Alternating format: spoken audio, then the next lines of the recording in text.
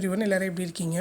So இப்போ வந்து நம்ம 9th ஸ்டாண்டர்டோட தமிழில் சொல்லும் பொருளுமோட வரிசையாக அதோட கண்டினியூஷன் பார்க்கலாம்.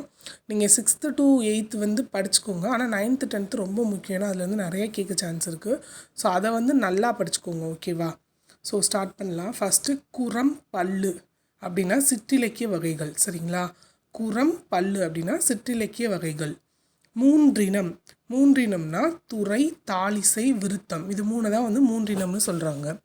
திறமெல்லாம் அப்படின்னா சிறப்பெல்லாம். சிந்தாமணி அப்படின்னா சிதறாத மணி, அப்படி இல்லாட்டினா சீவக சிந்தாமணியை வந்து சிந்தாமணின்னு சொல்கிறாங்க.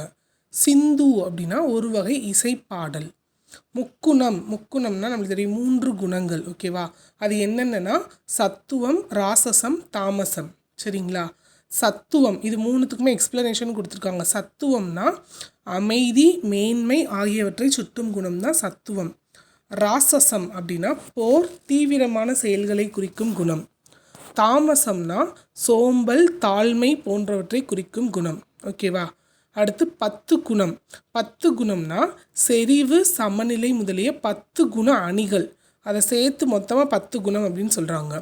அடுத்து வண்ணங்கள் 5னா அது என்னென்னு கொடுத்துருக்காங்க. வெள்ளை, சிவப்பு, கருப்பு, மஞ்சள், பச்சை, ஓகேவா? எழுதி வச்சு படிச்சுக்கோங்க, ஓகே? கண்டினியூஷன் அடுத்த வீடியோவில் பார்க்கலாம். Thank you so much.